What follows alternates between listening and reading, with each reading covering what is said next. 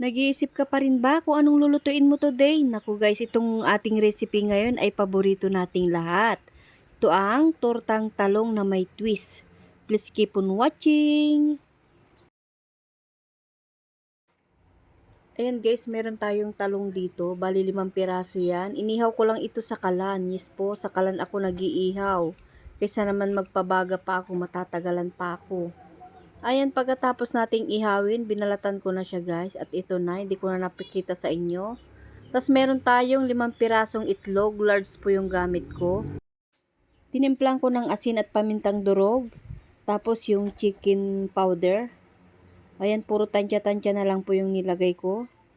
Tapos i-mix natin hanggang sa madurog lahat yung ating egg yolk. Ayan. Itatabi muna natin ito pagkatapos nating batiin. Meron po tayong sibuyas, bawang, tas kamatis. At ito naman yung ating talong na binalatan, inihaw. Ayan, tapos yung ating itlog. Ito po yung mga sangkap na gagamitin natin. Dito sa ating cooking pan, nagpainit na ako at nilagay ko na yung mantika. Maggisa tayo ng bawang sibuyas. Pinagsama ko na siya guys. Hanggang sa lumabas yung aroma niya.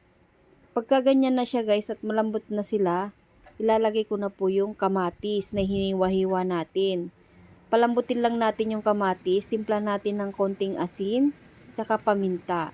Haluin lang natin ito hanggang sa madurog na siya. At naglagay din po ako ng chicken powder.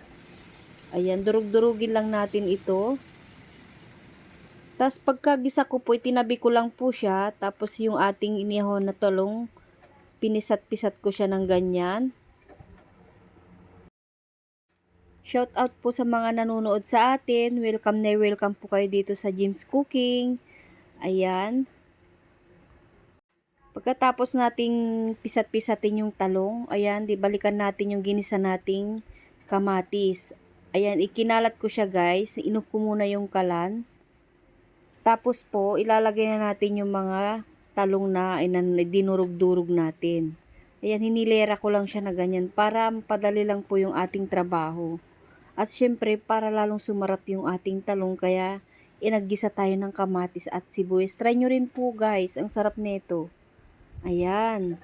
Inilera ko lang po yung 5 pirasong dyan, yung ating 6 na talong. Tapos po ilalagay natin yung itlog na binati ko kanina. Shout out din po sa mga followers ko dyan at subscriber ko. Marami pong salamat sa inyo. Ayan, nagdagdag ako ng mantika guys kasi konti lang po yung mantika nilagay ko kanina. Ayan, pagka na siya, ilalagay ko na po yung ating itlog. Ayan, ang sarap nito guys. Talagang magugustuhan ninyo tong recipe na to. Binutas-butas ko dyan sa may gitna para yung itlog ay lumusot din po sa ilalim. Kapag napapansin nyo po nabubuo na po yung sa may ilalim, pwede na nyong baliktarin. Yan, tinakpan ko muna siya guys para yung ibabaw niya ay maluto na rin. So, ganyan na siya guys, kaya babaliktarin ko na. Ngayon naman ay challenge itong pagbabaliktad guys. Ayan. Kumuha lang ako ng pinggan, tapos tinaklob ko lang. So, ayan. Tapos na, tapos ibabalik ko siya ulit sa kawali. Naku, ang sarap nito guys. Sarap partner ng ketchup. Ayan. So, ayan po. Marami pong salamat sa inyong panunod. Pa-like and share naman po itong video na to. Hanggang sa muli guys. Bye!